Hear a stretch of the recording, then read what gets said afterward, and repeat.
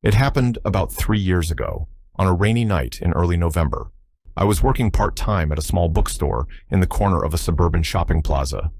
It wasn't a big chain store, just a quiet, family-owned place where customers came during the day to browse through used novels and magazines. My job was simple: restock shelves, handle the counter, and close up at night. Most days I liked it, especially in the evenings when business slowed down and I had the whole store to myself. But that one night still plays in my head like it happened yesterday.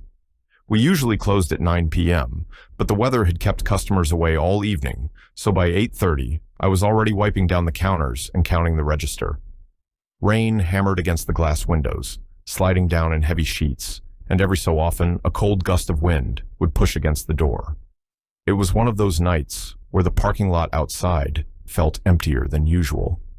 The plaza lights flickered because of the storm, leaving long shadows that stretched across the wet pavement. My coworker, Emily, had left earlier that evening after her shift, so I was the only one in the shop. The manager, Daniel, wasn't around either. He trusted me to lock up since I'd done it plenty of times before.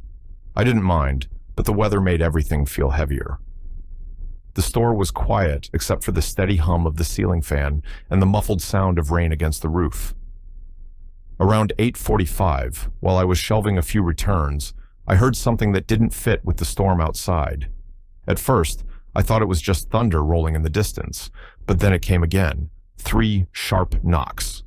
They weren't on the front glass doors where customers usually came in. These knocks came from the side exit, the one we rarely used. That door led to a narrow passage between our store and the empty unit next door.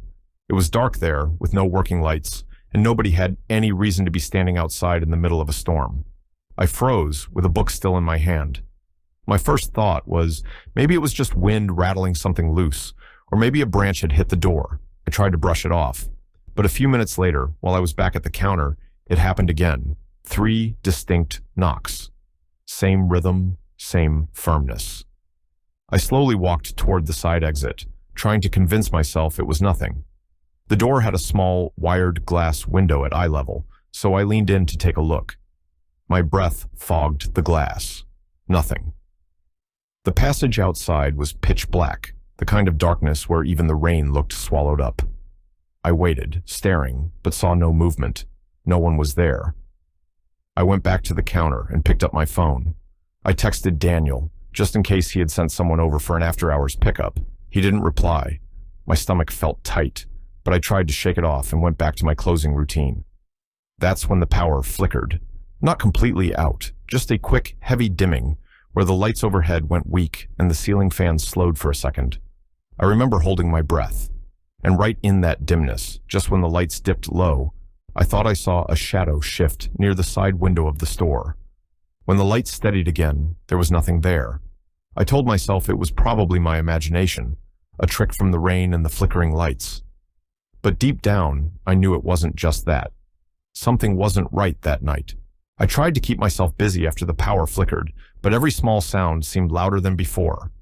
The rain tapping against the windows, the creak of the old shelves when I walked past them, even the hum of the refrigerator in the back room. It all felt like it was pressing in on me. I kept glancing at my phone, waiting for Daniel to reply, but the screen stayed blank. By 9 a.m., I was officially closed. Normally, I'd feel relief at locking the doors and knowing my shift was done. But that night, the thought of stepping outside into the storm and crossing the empty parking lot to my car made me hesitate. Something about those knocks, the shadow I thought I saw, it left me uneasy. I pulled out the heavy keys and locked the front door first. The rain outside looked relentless, blurring the view of the lot. Only a handful of cars remained, all parked far away, their headlights catching glimmers of water whenever the plaza lights flickered. My own car was about 5 spaces away, but from where I stood, it looked further than usual. Too far. I told myself to just finish up quickly and get home. I shut down the register, turned off the computer, and grabbed my bag from under the counter. But just as I was about to switch off the main lights, I heard it again. 3 knocks. This time, they weren't from the side door. They came from the back storage door. I froze. That door was never used except for deliveries in the morning. It opened into a narrow loading area behind the plaza, basically a small strip of wet concrete, boxed in by tall brick walls and a dumpster. There was no reason anyone should be standing out there at night, especially not in pouring rain. The knocks were slower this time, heavier, almost like whoever was doing it wanted me to hear, wanted me to know they weren't leaving. I felt my pulse in my ears. For a second, I thought about calling 911 right then, but part of me didn't want to overreact. What if it was just some drunk guy looking for shelter? What if it was just coincidence? The storm pushing something against the door? Still, I walked carefully to the back hallway. The storage area was dimly lit, just a single buzzing fluorescent light overhead. I stopped about 3 feet away from the door. My hands felt damp, but I couldn't tell if it was from the rain dripping off my jacket earlier or just sweat. The door had no window this time, just a thick slab of steel with peeling paint. If anyone was standing there, I couldn't see them. I listened. For a moment, the only sound was the storm outside. Then, another knock. Just one this time. Slow, firm. That was enough. I stepped back and decided I wasn't going to open it, not even to peek. I turned around, forcing myself to walk back toward the front. My bag felt heavy in my hand, my phone still clutched in the other. I kept thinking, lock the back, turn off the lights, leave as fast as possible. I reached for the main switch, ready to plunge the store into darkness, when my phone buzzed in my hand. The screen lit up. It was a message from Daniel. It said, "Are you still at the store? Don't go outside yet. Someone just called saying they saw a man walking around the plaza knocking on doors. Police are on the way." My throat went dry. I stared at the message, reading it twice, 3 times, trying to process it. Whoever was knocking, it wasn't the storm. It wasn't my imagination. Someone was really out there. The rain battered harder against the glass, as if the storm itself wanted me to stay trapped inside. My heart was pounding as I realized I was alone. The store was dark, and if he had already been at both the side door and the back door, then he knew exactly where I was. And he hadn't tried the front door yet. I stood frozen behind the counter, staring at Daniel's text until the words blurred. My first instinct was to call him, but I knew if I tried to talk, my voice would shake too much. Instead, I typed back quickly, "Yes, I'm still here. I heard knocking on the side and back doors. Haven't seen anyone yet. When are the police coming?" I hit send, and the little delivered check appeared, but no reply came right away. The store felt different now. It wasn't just the rain or the empty aisles. It was the idea that someone had been circling the building, testing doors, trying to get in. I realized how vulnerable the place was. Glass windows at the front, barely any lighting outside, and me, the only one inside, waiting. I tried to breathe slowly, tried to think rationally. Stay in the light. Stay where you can see. Don't open any doors. Just wait for the cops. But the longer I waited, the harder it got to believe that help was actually on the way. Every second stretched, filled with the pounding of rain and the buzzing of the ceiling light. I kept glancing at the front glass doors, my reflection faint against the storm outside. For a while, it was just that, rain and my own reflection. Then I noticed something that didn't fit. Near the bottom of the glass, where the light from inside hit the wet pavement, there were footprints.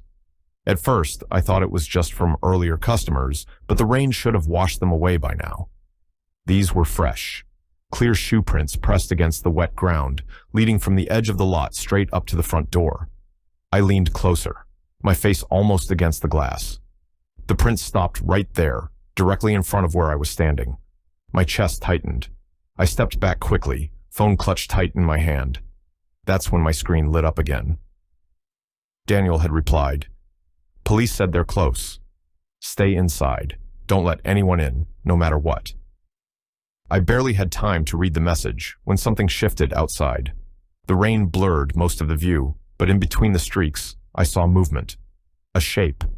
Tall, standing just beyond the reach of the overhead plaza light. Not rushing, not running. Just there.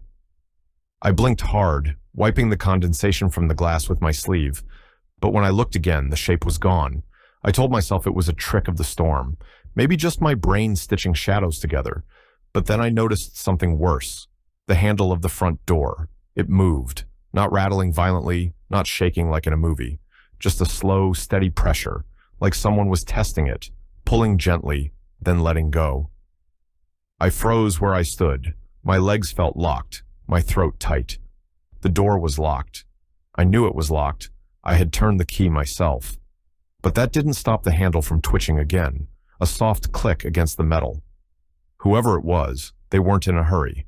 They were patient, careful, almost confident. I wanted to back away, to retreat into the storage room and put more distance between me and the front entrance. But part of me couldn't move, couldn't look away. The storm outside roared, the glass shivered under sheets of water, and all I could do was stand there, praying that the police would show up before he decided to try harder. Then, just as suddenly as it started, the handle stopped moving. Silence. The storm was still raging, but the sound of the handle scraping against the lock had been so distinct that its absence felt louder. I held my breath, waiting for the next sound, the knock, the footsteps, anything. But nothing came, just silence and rain. And then, from somewhere toward the side of the store, I heard it again. 3 knocks. The 3 knocks echoed through the side hallway, dull and heavy against the storage door. For a moment, I couldn't move. My mind was racing between options. Call the police myself, hide, or just stand still and hope they went away. I kept telling myself the officers must already be close, maybe pulling into the lot right now. But the reality was, I couldn't hear anything except the storm. No sirens, no cars, just rain, thunder, and those knocks.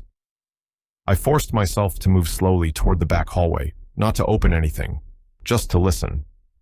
The fluorescent light above buzzed faintly, and every step I took felt louder than it should have. When I reached the corner where the hallway turned, I stopped. My heart was pounding so hard I could feel it in my fingertips. The knocks came again, slower this time. Not 3, just 2.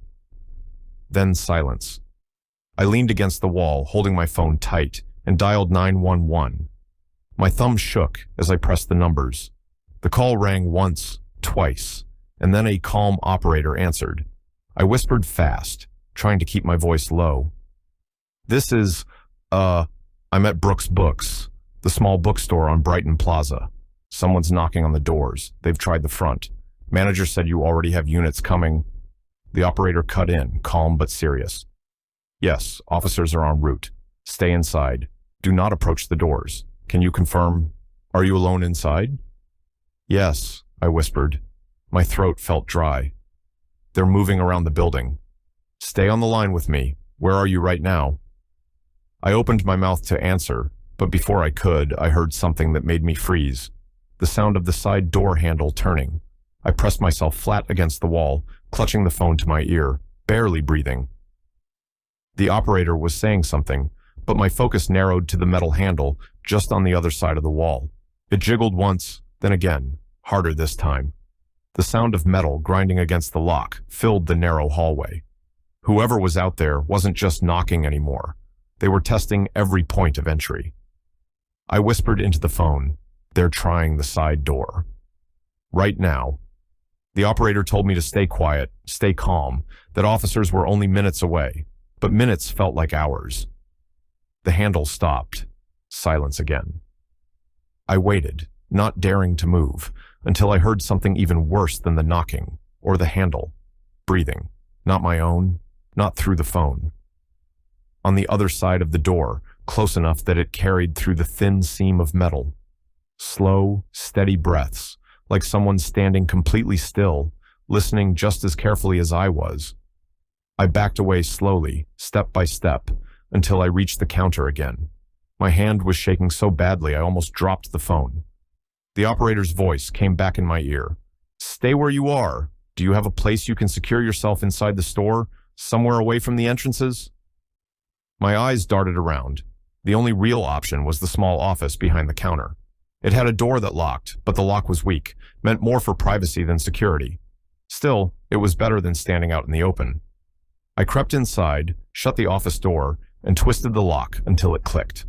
The room smelled faintly of paper and ink. I crouched low behind the desk, keeping my phone against my ear, trying not to make a sound. For a moment, it felt safer, contained. I could almost believe I was out of sight.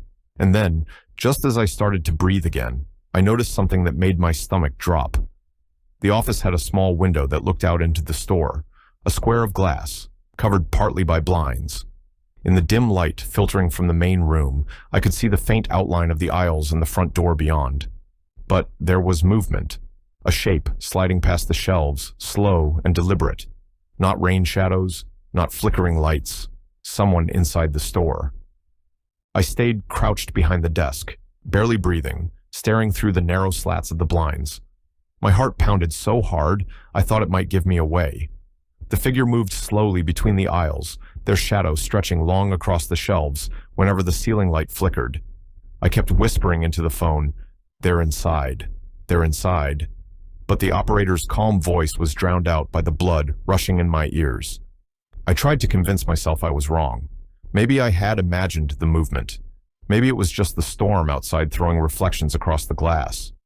But then the figure stopped, completely still, in the center of the store. I couldn't make out a face, just the shape of someone standing there, head tilted slightly, like they were listening. The silence was worse than the knocking. For a long moment, nothing happened. Then, without warning, the office door handle twitched. I almost screamed. The phone slipped in my sweaty grip as the handle rattled once, then again, harder. Whoever it was had found the office. They weren't rushing, but they weren't leaving either. They knew I was inside. The operator's voice was sharp in my ear now. "Officers are pulling in. Stay quiet, stay down, do not move." The rattling stopped. Silence returned, except for the pounding rain outside. I stayed curled up, every muscle locked, listening. I couldn't tell if the intruder was still outside the door or had moved away. Every second dragged. Then came the worst sound of all. A voice, low, muffled through the door, almost casual. "Why'd you lock the door?" I felt the air leave my lungs. My body froze cold. Whoever was on the other side sounded calm, almost curious. Not angry, not yelling, just asking, like they expected an answer. I pressed the phone tight to my ear, whispering, "They're talking. They're right at the door. Please hurry."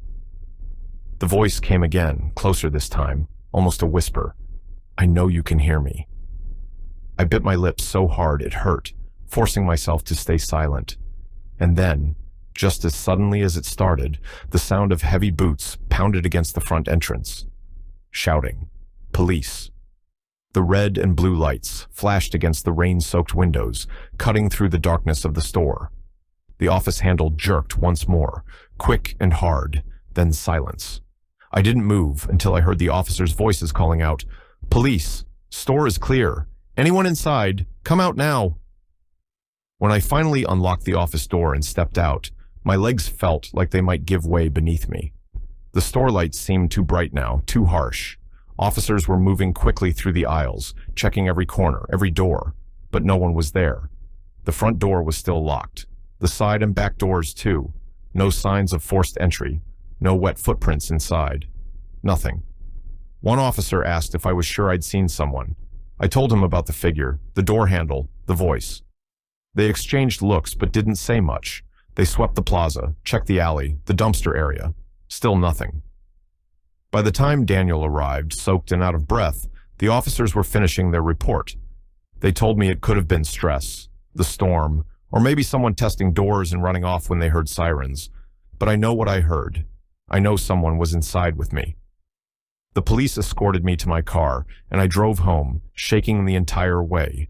The rain followed me, drumming against the windshield, making every shadow in the rearview mirror feel too close. For weeks after that, I couldn't sleep without hearing it again. The voice through the door, calm, patient, curious. "Why'd you lock the door?"